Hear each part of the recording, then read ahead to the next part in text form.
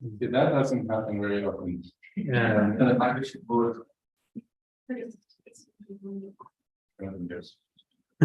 That's a very good. It's more often here than many students. Okay.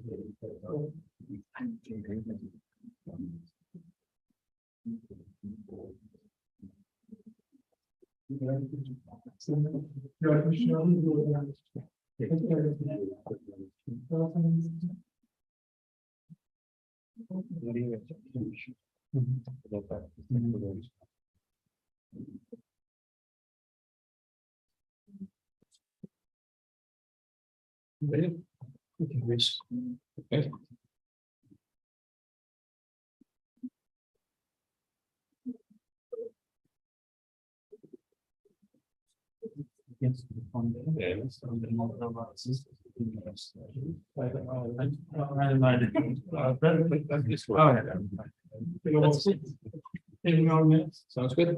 Yeah.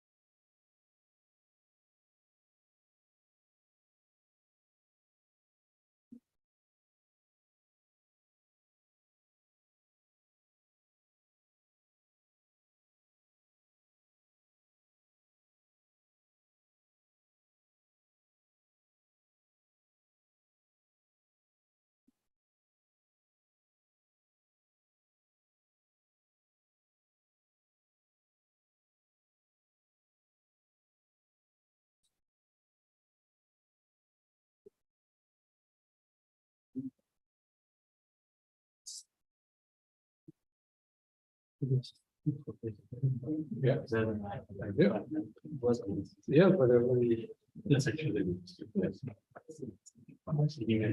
yes, that actually works.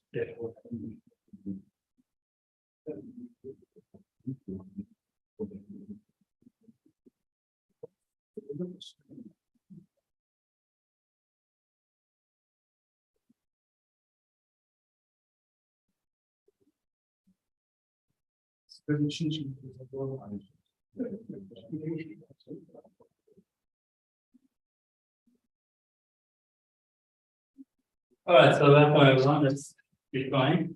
Today our speaker is Professor Gozlemevi. Let me quickly introduce him. He did his PhD in 2004 in physics at the University of California, Berkeley. And then from 2004 to 2007, he was the American postdoctoral fellow at Caltech. And since 2007, he's been a faculty member at the University of Minnesota. And in 2017, he was an American Physical Society Fellow.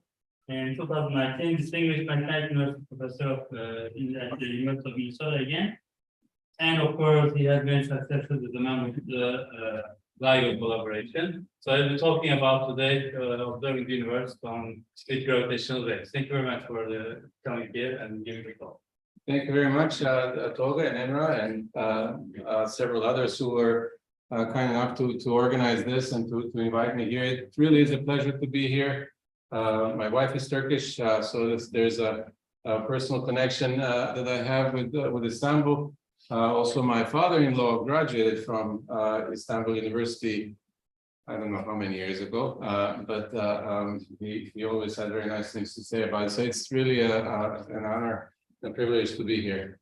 So yes, I work in the field of gravitation waves, in particular searches for gravitation waves with terrestrial detectors like LIGO. And what I will try to do today is start with a brief introduction to general relativity. This is, as you know, the general relativity is one of the most sophisticated theories we have. Far too complex for 1 hour kind of introduction. So I'll go for this kind of a picture. It turns out that there's a very nice geometrical intuition that one can follow and kind of get a gist of what this field is about. So I will start off with some introduction to what gravitational waves are, how they arise, and how we search for them, and then I'll discuss some of the most recent discoveries in the field. The gravitational waves are a prediction of general relativity, which of course is over 100 years old now. And the key aspect of general relativity is Einstein's equation, which on one side has space and time curvature, for example. We'll talk a little bit more about that in a minute. So the other side of the equation, Einstein basically put in things like mass and energy and so on, and he put an equal sign between them, which is to say that if you have presence of mass or energy in some region of space and time, then the geometry of that space or that region can be modified. There's a good intuition that one can get from a very simple kind of a thought experiment. If you have just a simple sheet, right, linen, and you put some mass, like an apple, in the middle of it, then the sheet will get deformed like so, right? There will be a bit of a hole around where the apple is. And if you take a marble, just a small marble, and you toss it across the sheet, it will start off in a straight line, but as it gets closer to this deformation, it will start to turn, and it will come out in a direction that's different from the original direction. And this is how general relativity explains gravity. There is no gravity there is no gravitational force in general relativity. Presence of mass just distorts the space-time around that mass, and the shortest directions are no longer straight lines. It turns out that they're conic sections, which explains why we would have a circular orbit of the Earth around the sun and so on. So that's the intuition, if you like, behind general relativity. Now, if you can skip that one, if you then accept this, then it's not a big leap to realize that there could be other things going on. That if the space can be stretched, curved, shrunk, and so on, then you can have other dynamic things going on in that space as well. In particular, Einstein in 1916 took his equation and he linearized it, which is to say, he looked at what that equation would look like in the limit when the masses are small or the gravitational fields are weak and so on. And what he found is that the original Einstein equation boils down to a simple wave equation. It's the same wave equation that you would use to describe propagation of sound through the air or electromagnetic waves through vacuum and so on.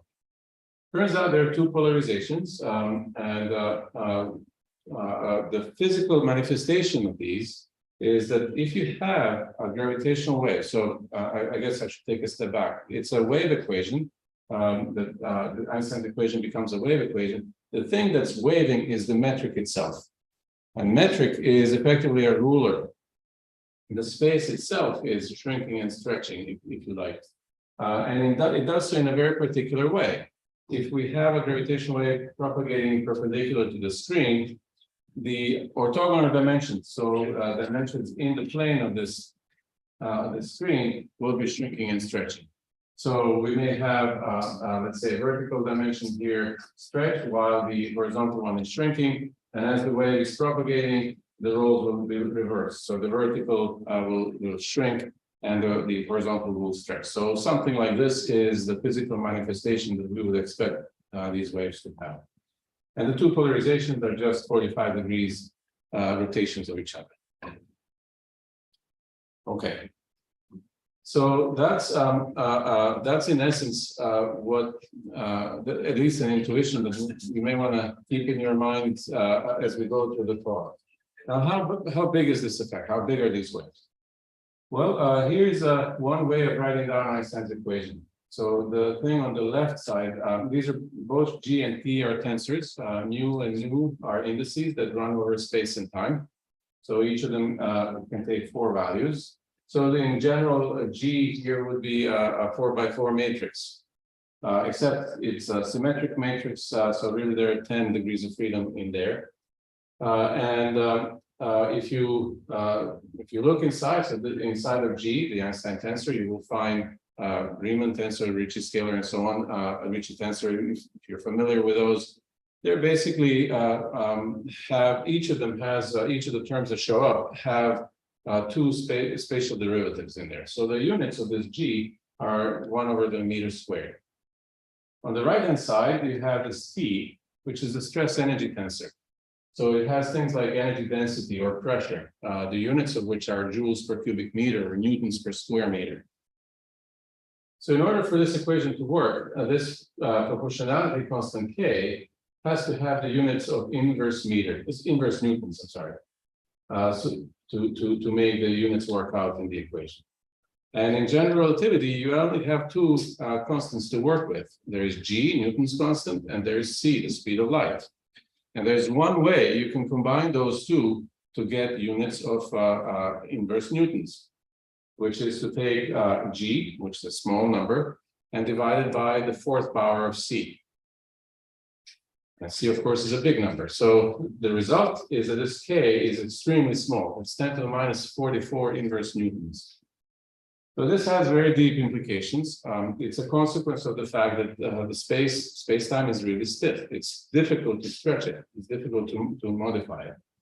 And in order to have appreciable, a measurable G, a measurable curvature, this T has to be a very large number. Right? It has to be of order 10 to the 20 some in order to get 10 to the minus 20 on the left-hand side. So that means that we really, in order to observe these gravitational waves, we really need to have something catastrophic happen. When I wave my hand, I'm generating gravitational waves. They're propagating through this room, but I'm modifying the space at the level of 1 part in 10 to the 44. So basically nothing. So we need to look for much more energetic events in the universe in order to see this effect.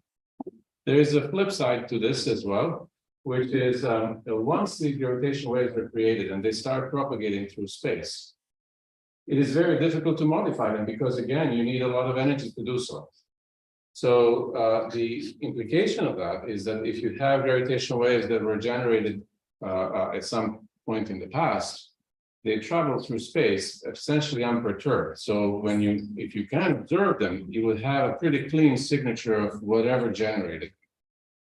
And in particular, there are early universe kind of processes that could have taken place, that could have generated gravitational waves. So if we could observe those gravitational waves, they could tell us what the universe was like very early on, fraction of a second after the Big Bang. So it's a very unique prospect of gravitational waves. Okay, so we now know that there are these catastrophic events that are energetic enough to create gravitational waves that are observable.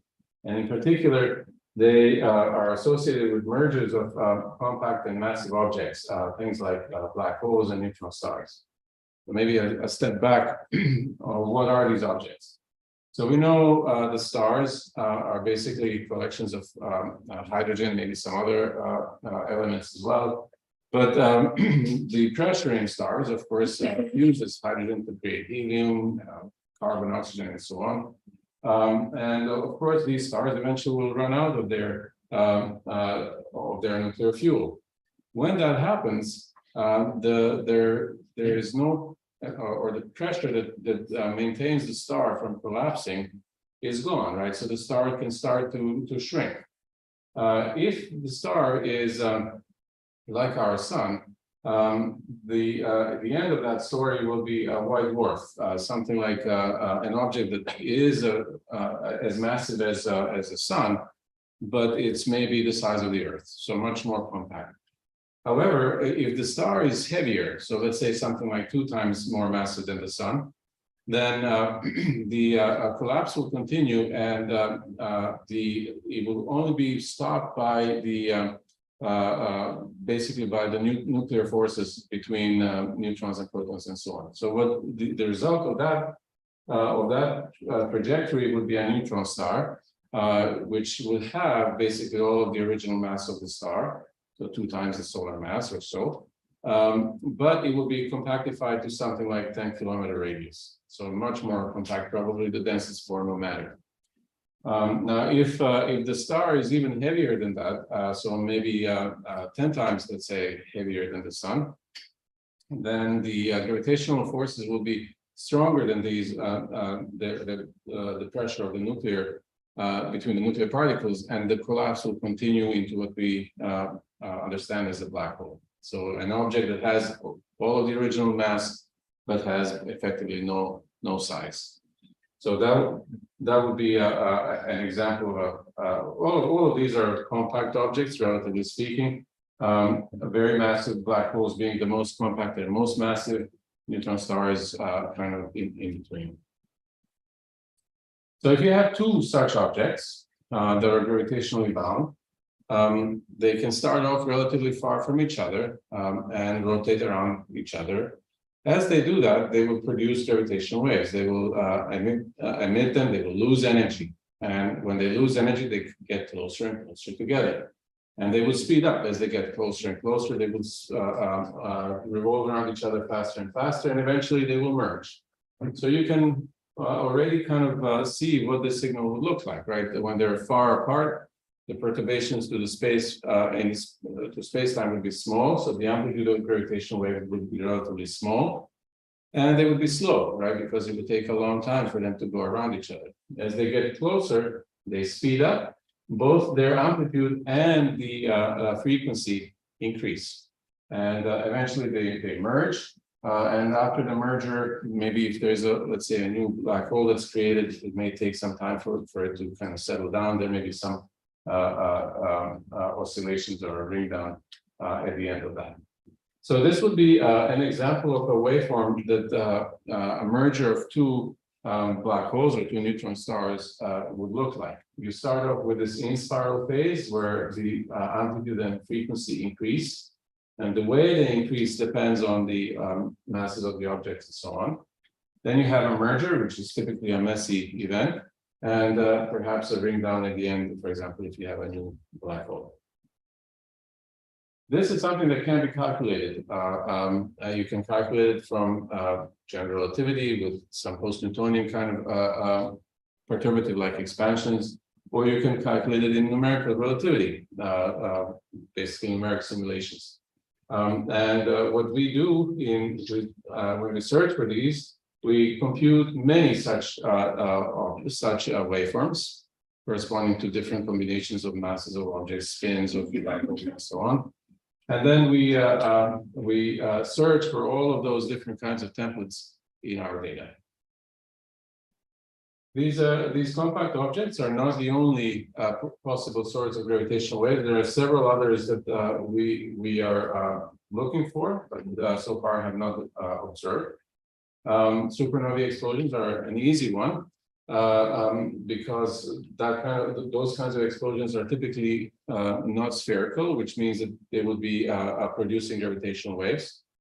The downside of it, if you like, is that they're not as energetic. The energy involved in a supernova explosion is 2 or 3 orders of magnitude smaller than in mergers of 2 neutron stars, for example, or 2 black holes. So the implication of that is that yes, gravitational waves could be produced in a supernova explosion, but we wouldn't be able to detect them unless it happens in our galaxy. So if we have something like supernova 1987 happen again, then we should be able to see it with gravitational wave detectors. Pulsars can also generate periodic signals. So pulsars are neutron stars that spin.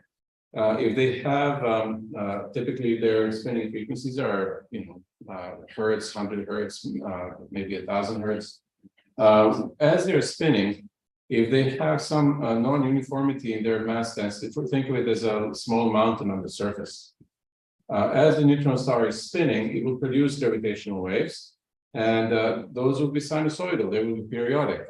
So you could look for a periodic signal in the data, modulated, Doppler modulated because of the motion of the Earth relative to this pulsar, or maybe the pulsar is in a binary, so that would be another source of Doppler shifting and so on. So these kinds of objects, of course, exist. Some of them we know about, others we don't know about. So there are searches that focus on known pulsars, other searches that are more kind of all sky, all frequency type searches and so on. And then there is the Big Bang itself, which is expected to produce a stochastic background. So gravitational waves that don't have any particular predictable or deterministic waveform. It's just noise. But this noise will have certain energy content. So it will have some spectrum in terms of the gravitational wave frequencies. It may have some anisotropy across the sky and so on, and we can search for those. Again, as I said, the idea here would be that you may be able to learn something about the universe when it was very, very young. So maybe this is a good place to pause for a second. If there are any questions, you guys okay? This is kind of my introduction to what gravitational waves are and what could generate them. I would now move on to how we actually search for them.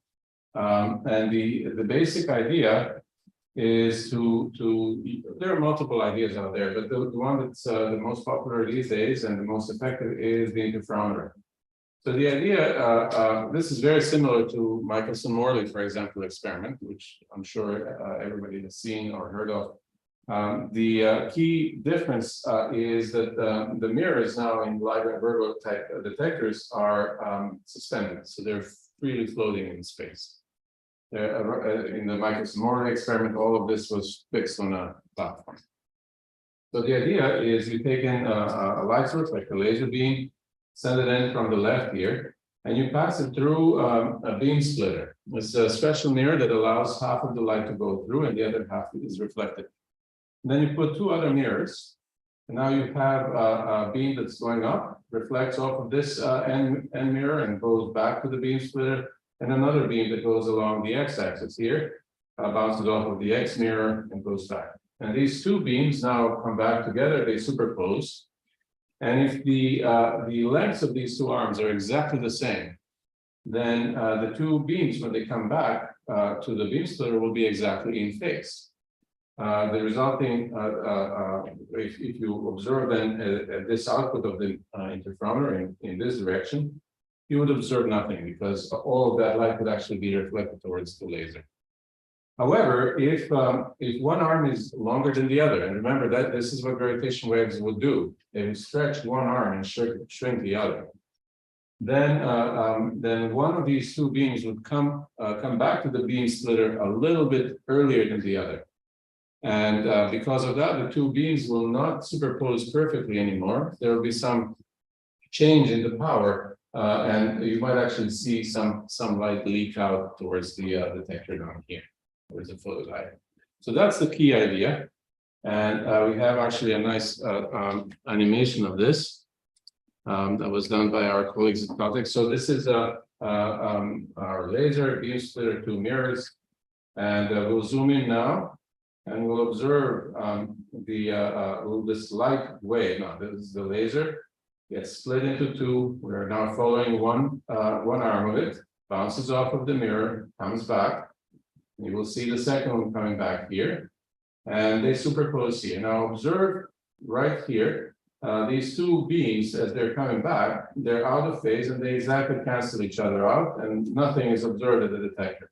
But as you move these mirrors back and forth, the two waves come in and out of phase. So you can, when they're in phase, you observe a larger spot here. When they're out of phase, you will observe nothing. So that's the key idea. If a gravitational wave were to pass through this detector, it will shrink up one arm, stretch the other, and that will result in a power fluctuation of the light here. So by measuring the intensity of light here with a simple photodiode, you can tell whether these two arms have the same lengths or not, or whether the gravitational wave is passing through it. Is that okay? Yeah. All right. So that's the key idea. We now have several of these. Right now, there are two operational detectors in the US. This is the LIGO Hanford and LIGO Livingston observatories. There is GS600 in Germany. That's a smaller detector, not quite as sensitive. Virgo has similar sensitivity to the LIGO detectors. It's not on just yet. It's expected to join the ongoing fourth observing run in a matter of months. Kagra in Japan is actually our first underground detector. It is operational, but its sensitivity is not quite the same as for the other ones, so they're working on improving it. And Live India is expected to be developed over the next 4 or 5 years, so it will join the other detectors on that kind of a time scale. So there's basically already a network of these detectors across the world. Not all of them have the same sensitivity, but several of them are close, and they're already close enough that they can be used to triangulate to figure out where the signals are coming from on the sky and so on. All right, so this is what our LIGO detectors look like. This is the one in Washington State. It's a very dry desert-like area, and this is the one in Louisiana, very swampy. You can see the forest around it and so on. Both of them have basically identical design. They have 4-kilometer-long arms. So this is what you see here is a vacuum tube. That goes from the laser, which is sitting somewhere in this corner building here. The laser goes all the way to the end station here, where the end mirror is. It bounces back, and the similar thing happens on the other arm. So this is where the two beams will then return, superpose, and this is where the photodiode will sit and so on. The first ideas of how to do this date back to 1970s, where Professor Ray Weiss at MIT, he basically sat down and worked out what would be the noise limitations for an instrument of this kind. And he identified basically all of the ones that we worry about even today. And he demonstrated, with, at least from a theoretical standpoint, that these detectors could work. Since then, the NSF, the National Science Foundation in the US, supported a series of prototype experiments at Caltech, MIT, and other places. The first observatory, this one here, was inaugurated in 1999. This one came a couple of years later. The first initial LIGO observations took place between 2005 and 2010, so 5 years of observing. We saw absolutely nothing. There's a whole series of upper limit papers. And then advanced LIGO was constructed in between 2010 and 2015. The basic idea is to use the same facilities, but every aspect of the experiment was improved. Better seismic isolation, better, stronger laser, and so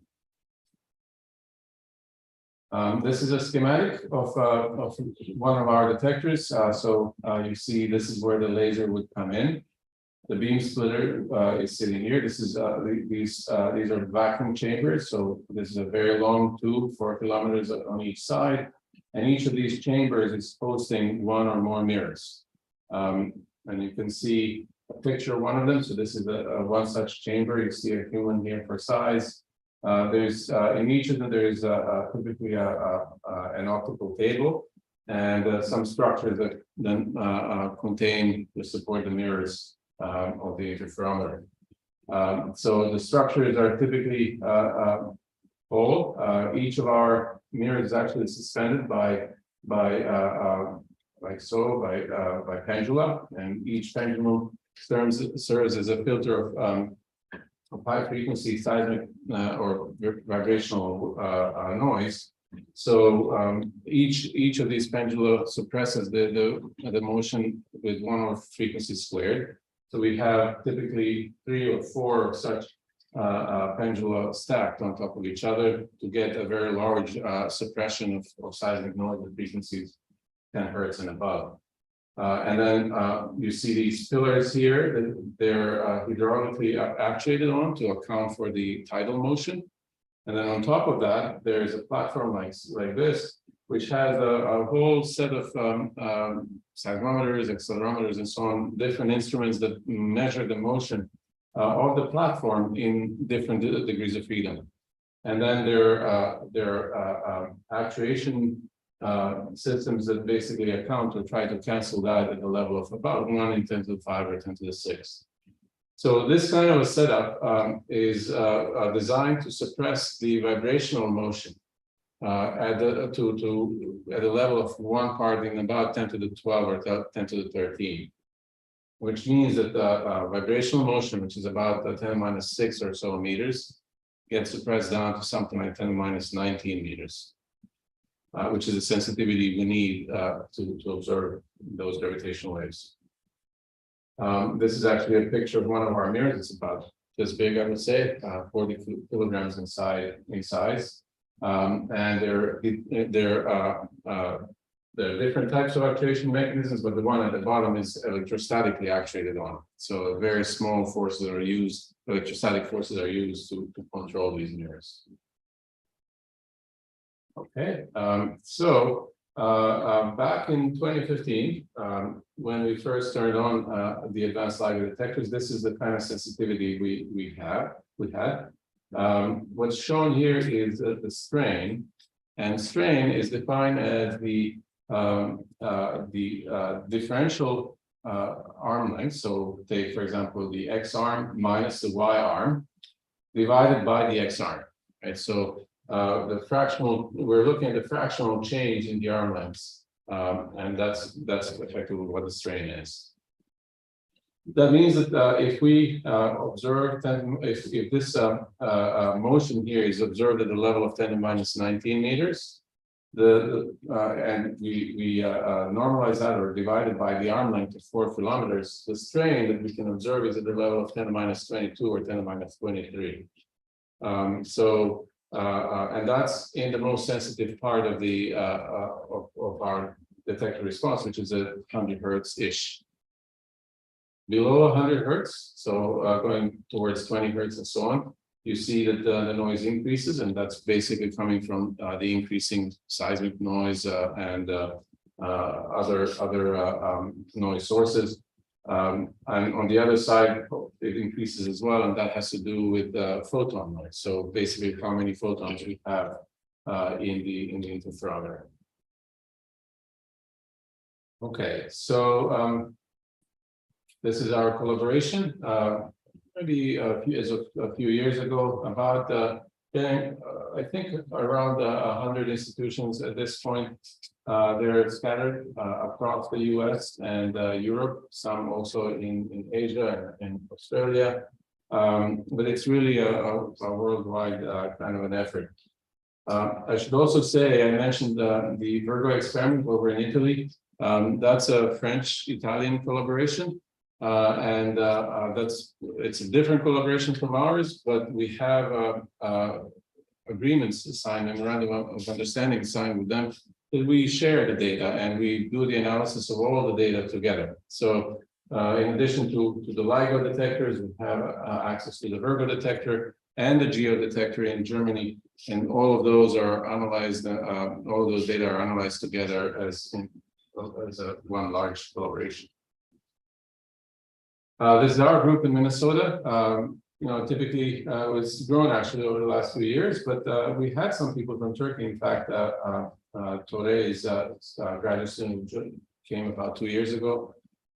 So if you're interested in something like this, feel free to get in touch, and we can discuss how and what we can do. All right, about 1.3 billion years ago, in a galaxy far, far away, we think something like this happened. So what you see here, this is not an animation, this is an actual simulation of what happens when you have two black holes, each is about 30 solar mass heavy. And they've been dancing around each other for millions of years, but in the last second or so, the last few cycles, you see that they get closer and closer, and this color here indicates how much they're curving space around each other. And you saw that at the moment of merger, there was this largest burst of gravitational radiation. Zooming out, you see all those waves kind of propagating outwards, right? It looks very much like when you drop something in a pond of water, and you see the water waves traveling on the surface. Similar idea. Now, if you fast forward to September of 2015, this is now an animation, but I really like it. I always show it. So as of September 14, there were terrible tsunamis that were caused by this wave passing through. And obviously, this is an exaggeration, but the idea is that, or the main point is that on that day, September 14, our detectors were on. So for the first time, we could actually observe these gravitational waves passing through. And this is what we saw for that first event. So I'll go through this. This is a busy plot, but I'll go through it one by one. So this here on the left-hand side is the strain recorded by one of the LIGO detectors, the one in Washington State. The one over here is was observed by the other detector in Louisiana. What you see here is that the signal starts off relatively slow and small amplitude, and with time it increases in amplitude and it becomes faster, right? Frequency increases. So this is exactly the kind of a signal you would expect from the in-spiral of a compact binary system. Now, a few things that you do immediately with that. First, the two detectors see the same thing. Well, if you take this time series and move it, plot it on top of the one in Louisiana, you get the same thing, but you have to time shift one with respect to the other by 7 milliseconds. And that's because this particular event came from the south. It was seen in Louisiana first, and then it took 7 milliseconds for that signal to travel across the United States to Washington State, right? So the time delay between them actually tells us something about the direction from which the signal came. This second pair of plots is a prediction by numerical relativity. So if you try to calculate what would be the gravitational wave signal generated by two black holes, each of them about 30 solar masses, what would that signal look like? And you can see that if I take the data, subtract this signal, I get this. Basically looks like noise. The point being that general relativity can be used to predict very well what these signals should look like. And this is another test of general relativity. Actually, up until this event, there were many other tests of general relativity, but they were limited to places like the solar system. So much weaker kind of gravitational fields. Here you have two objects. Each of them is about 30 times the solar mass, and they're smashing into each other at the speed close to the speed of light, about at half of the speed of light. So this kind of strong gravitational field setup has never been studied before, never been explored. General relativity could have failed, but it didn't. It actually passed this test really well. The bottom here shows the frequency content. So the y-axis here, the frequency, the x-axis is time. And you see that the signal starts off with relatively small frequency, which we'll of course expect from this part of the time series, of 30-ish hertz. And it increases over time up to 300 hertz or so. The interesting, I mean, this of course is useful. This way of looking at the data is useful for other reasons, but I include this because it tells us that the frequencies involved in this kind of an event are in the audible range. We can hear 30 hertz or 300 hertz. We can hear it with our ears. Obviously, gravitational waves are not sound waves, but we can take these waveforms and plug them into a speaker and just listen to what they sound like. So this is that. You hear that whoop? That is the signal. It's 0.2 seconds long, but even those 0.2 seconds are enough to tell us about what this particular system looked like, what were the masses and so on. How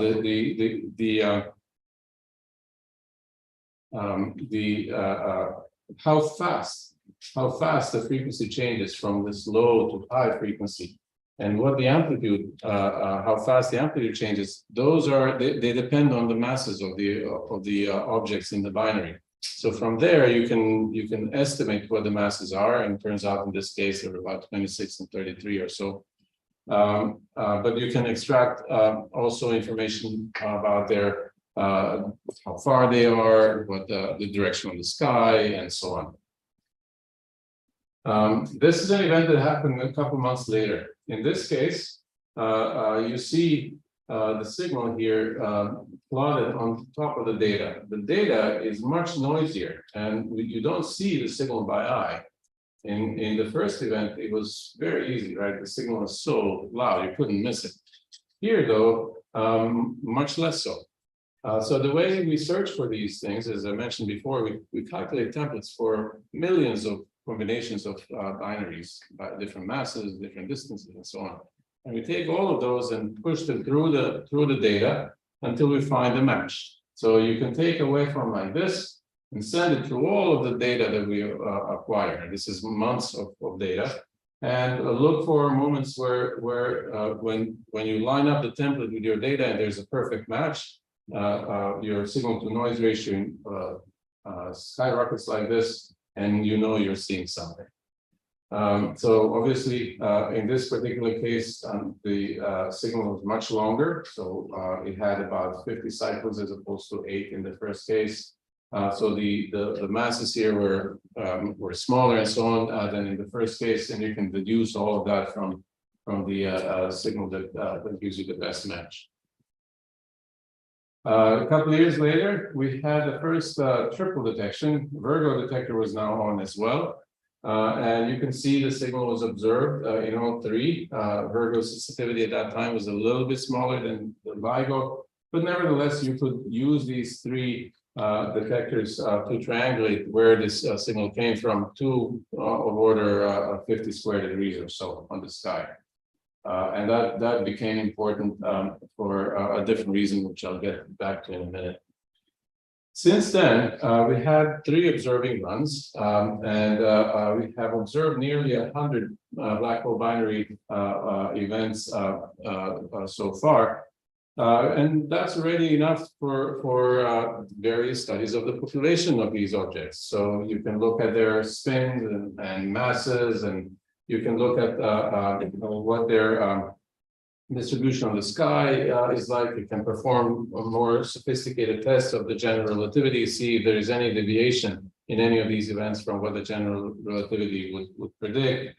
And in general, we're now starting to talk about the population of binary black holes, and we can start to think or to study where do they live, where are they formed? Are they formed by, for example, you have 2 stars, and each of them goes supernova, they still stick together, and then they eventually merge as 2 black holes? Or do you have maybe globular clusters, where you have much denser environments, stars that go supernova independently of each other, and then they gravitationally get bound into binaries and they merge? So these would be 2 different formation channels that would be relevant also for explaining how the galaxies form. Let's see. You can also look at things like the rate. we now know that for binary black holes, one binary black hole merges somewhere in the universe every 15 minutes. You can also look at how that is distributed across the masses and so on, which again tells you something about the formation channels, how these systems are formed and so on.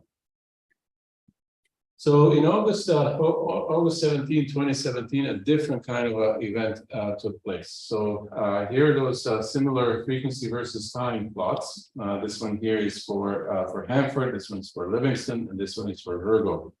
And you see the signal here very clean. This is the Livingston detector. You can see it pretty cleanly in Hanford as well. But you don't see basically anything. I tried squinting very hard here, but really can't see the signal. Virgo was sensitive enough to see this event, but it didn't. And the reason for that is that gravitational wave detectors have blind directions. So there are directions on the sky that if the signal came from that particular direction at that particular time, the detector would not be able to see it. Effectively, you can think of it as if a wave is coming in this way and my two arms are like so, well, I will see that wave pretty cleanly. But if the wave is coming in this way, for example, it will stretch this arm, but it will do nothing to this one. So depending on the direction of the signal, you can have the coupling to the detector could be stronger or weaker. And this one turned out to be relatively weak for Virgo, but you could still use that to triangulate and figure out where the signal is coming from. So we did that, and we came up with something like 30 square degrees on the sky where this signal came from. Now, the other thing that I wanted to point out is the x-axis here. Notice that this is about 30 seconds long. This is very different from the binary black hole examples that I showed before, which are a fraction of a second or a second long. That's because this signal came from a much lighter system. If the two objects in the binary are light, they will take longer to dance around each other and eventually merge. And they will merge at a higher frequency as well. The last orbit will be at a higher frequency. So this one in particular, if you go through the analysis, you find that this actually could come from two neutron stars colliding. So this was our first example of a binary neutron star merger. So when we observed this, we found a direction of the sky where this came from, about 28 square degrees. Independently of LIGO, there were two gamma ray detectors, Fermi and Integral. Both of them are spaceborne in a satellite. They observed these gamma ray bursts within 2 seconds from the LIGO detectors. And LIGO issued an alert and said, okay, here is something interesting happened in this direction of the sky. Independently of LIGO, these gamma ray detectors pointed out, yeah, look, in that direction, there is a new gamma ray burst. And people realized that those two were one and the same direction on the sky.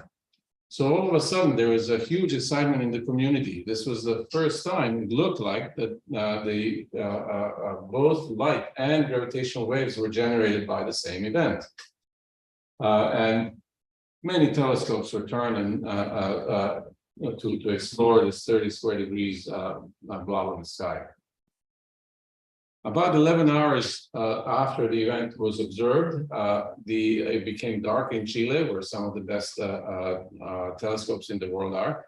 And they started to explore this region of the sky, and they found the signal in infrared, in visible, in UV, and later on it was also observed in the X-rays and gamma rays. And well, gamma rays was observed immediately, but X-rays and radio waves and so on. So basically all parts of the electromagnetic spectrum were used to follow up on this event.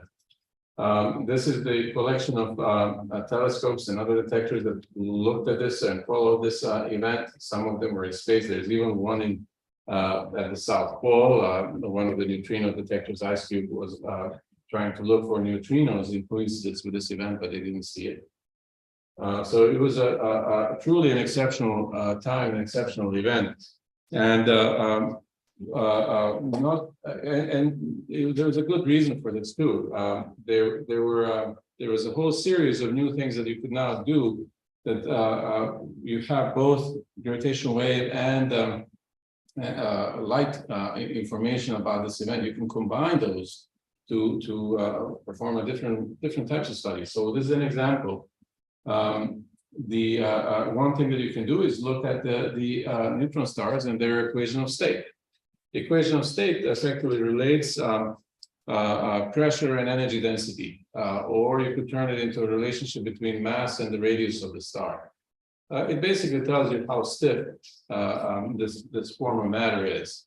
And the reason this matters is when the two neutron stars get close together, if they're soft, if their equation of state allows it, they will get deformed. And instead of having two spherical objects, now you have two ellipsoidal objects, and that changes how fast these two objects rotate around each other. So it changes the gravitational wave signal, which we can observe.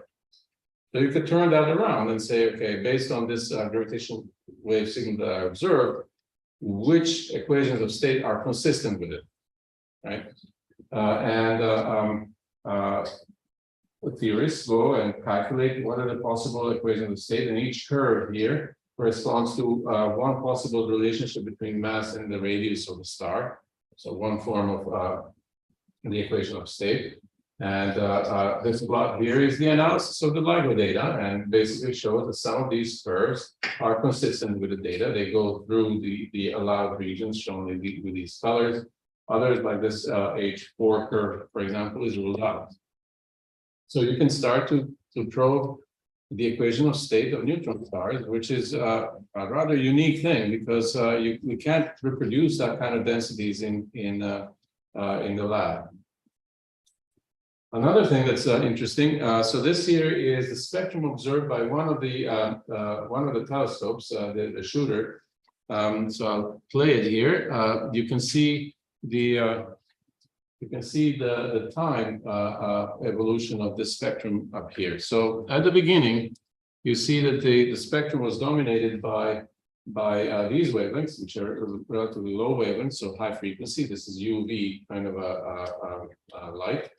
But over time, this UV contribution gets much smaller, and instead the spectrum becomes dominated by the visible or IR kind of wavelengths. And there are lots of peaks here that change over time. This evolution here is believed to come from the so-called R process, the process of forming the heaviest nuclei in the periodic table. So we know, of course, that stars produce things like oxygen, carbon, and so on, up to maybe lead or iron. But the heavier things, things like gold, platinum, and so on, at the bottom of the periodic table, we don't really, or up until this event, we didn't really know where they were generated. And these kinds of observations are now telling us that the R process of forming those heavy elements could actually be going on right after the merger of two neutron stars, because you have a very high, very energetic particles that are fusing together and creating these heavy atoms. There's one kind of interesting kind of figure of merit. Somebody calculated that during this particular event, about 1 Earth worth of gold was generated. Okay, so it'd be nice to be able to get closer to this maybe, but I don't know, not too close. All right, this is another example of what you could do with these multi-messenger kind of events. So the gravitational wave data, the waveform itself tells us how far the object is. It tells us the luminosity distance of this particular source. It just comes out from how the amplitude, what the amplitude is, and how it changes the function of time.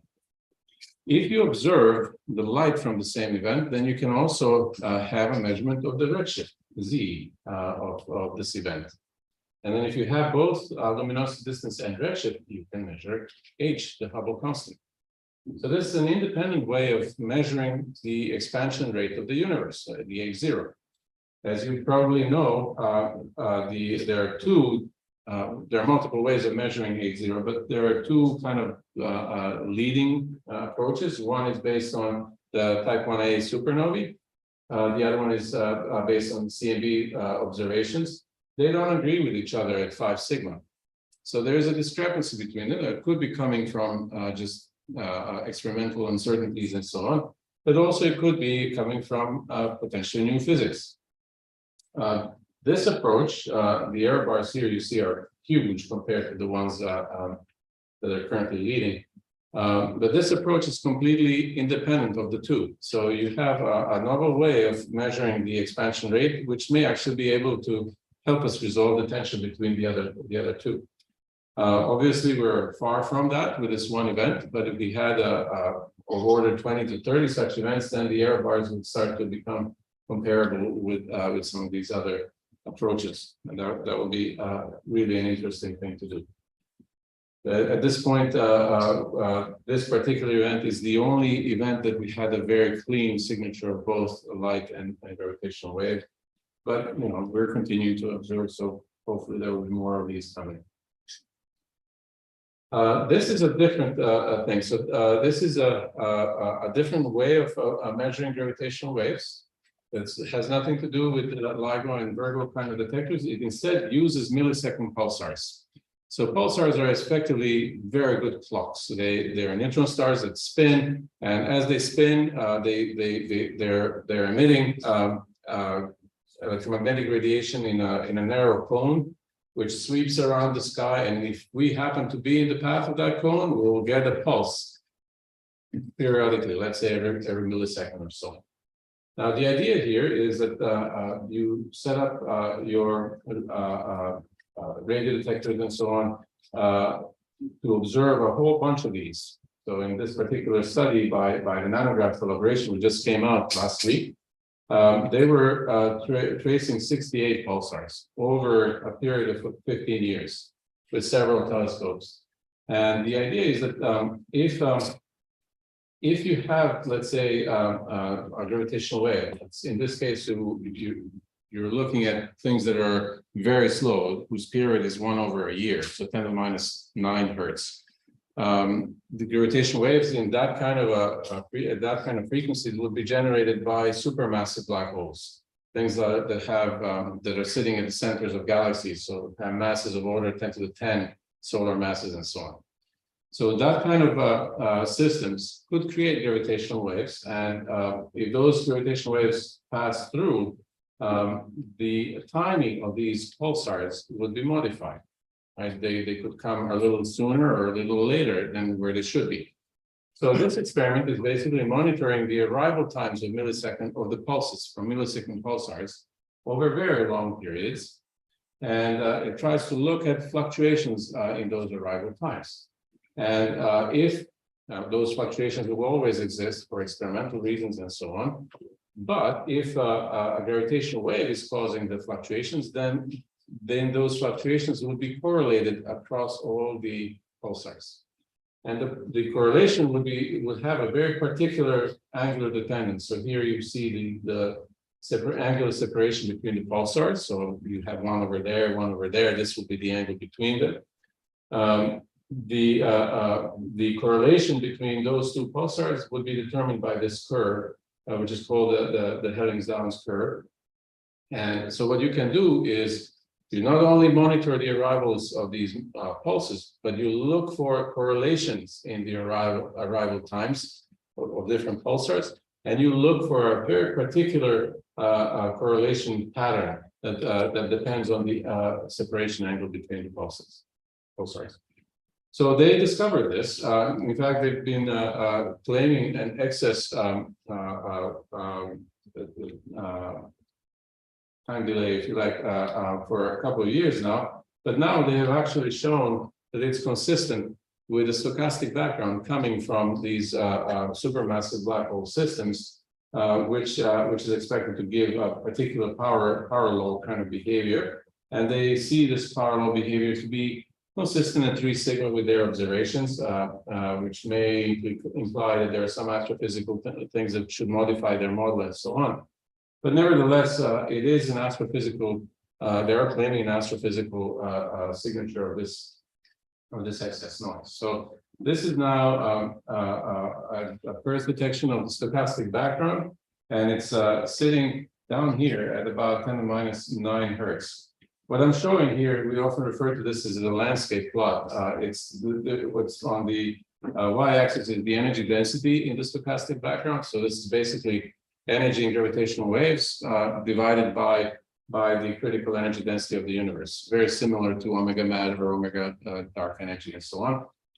So that's on the y-axis. The x-axis is frequency. You see there are many orders of magnitude on both of these axes. So the pulsar timing measurement is sitting somewhere here. LIGO, the latest result is somewhere here, so much higher in frequency, 500 hertz or so. This is where we hope LIGO will be in maybe about 2 years or so. These are the future detectors that we hope will be operational on something like 15 years time scale. And in comparison with these, you see many models. So there are some inflationary models, modified inflationary models. You can see phase transition models like PT1, PT2, and so on, cosmic strains. This shade of gray here is coming from is a stochastic background generated by all binary neutron stars and binary black holes. So that's also expected to be here. It's a very busy plot. The point of it is that there's so much that we expect is going on in terms of gravitational waves across many frequencies. So in the LIGO frequencies here, LISA, the spaceborne detector, will be operating here at about 1 millihertz. Pulsar timing has already observed a signal at 10 to minus 9 hertz. CMB, B-mode polarization measurements could actually detect gravitational waves from the early universe as well at the frequencies corresponding to the Hubble scale, which would be something like 10 to minus 16 hertz.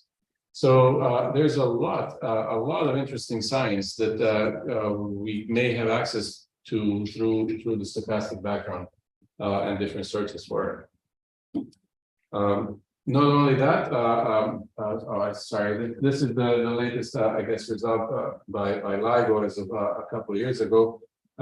This is the new upper limit that we observed, so at about 10 to minus 8 in the energy density. This band here is where we expect the signal to be from the binary black hole and neutron stars of the stellar kind of mass range. And we expect to be there to see it over the next 5 years or so.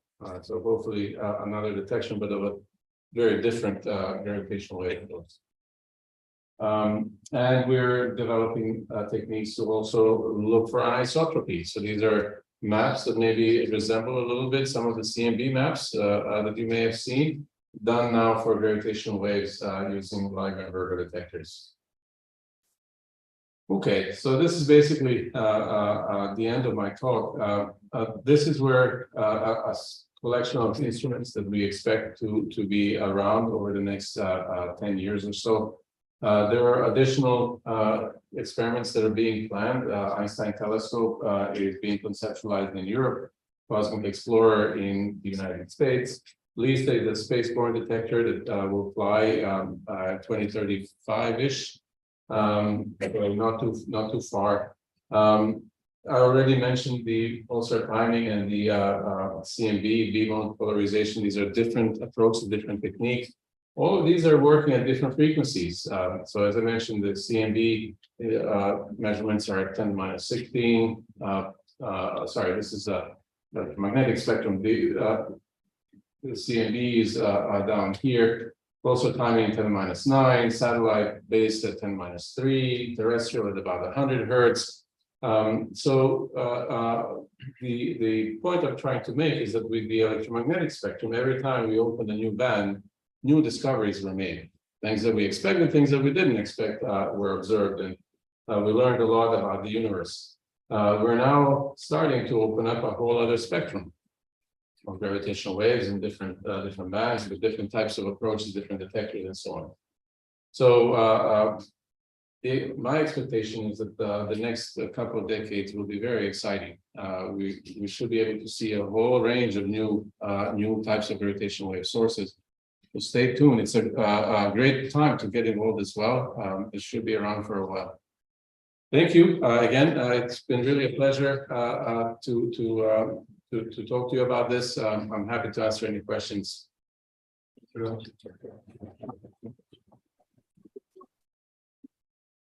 Is there any questions? Thank you for the nice talk.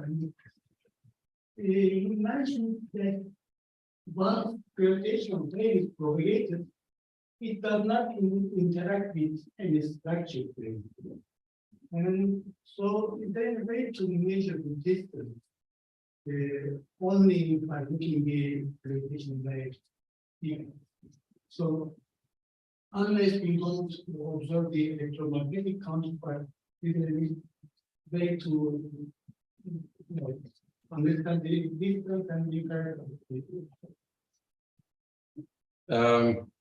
That's a very good question. Maybe the easiest way to answer it is in the context of a compact binary. So if you have, let's say, two black holes, they merge, they in spiral and merge. You observe the rate at which the frequency is changing, so f dot, and you also observe the amplitude and how the amplitude is changing. But there are three parameters that can affect both of those. One is, for example, if the object is further away, if the binary is further away, the signal will be smaller. Second one is the mass. So the heavier object will make it oscillate faster and merge at the lower frequency. And third is the redshift.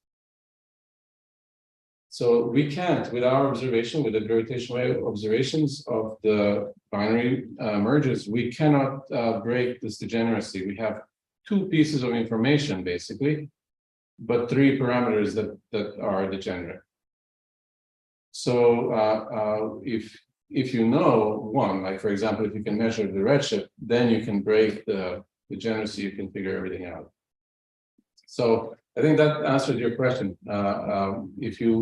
If you know enough about your system, perhaps with some additional information like redshift, then you can do this. But in general, from gravitational wave alone, you cannot tell how far it's been traveling. Any other questions?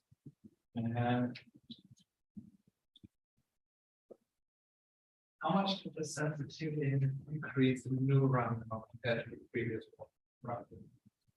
It's about a factor of 2-ish in strain.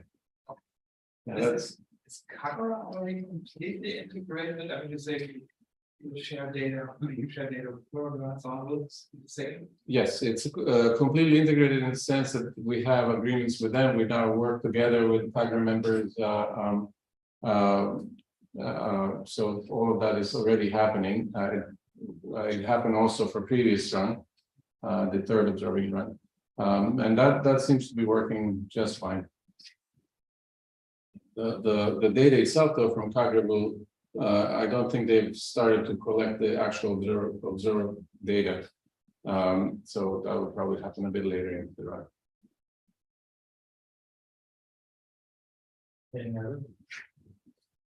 If not, just thank you very much.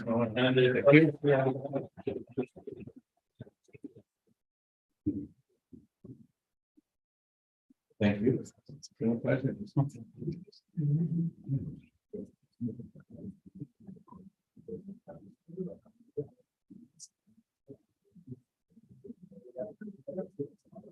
there anything you need to add? Oh, I could use that. Yes, thank you. So with the work, okay? Yeah, it seems to be good. Seems it's fine, right? It's good. I saw at some point in my blog, yeah, it was-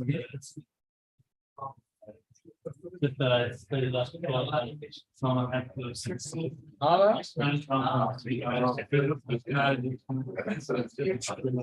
Heyecanlı bir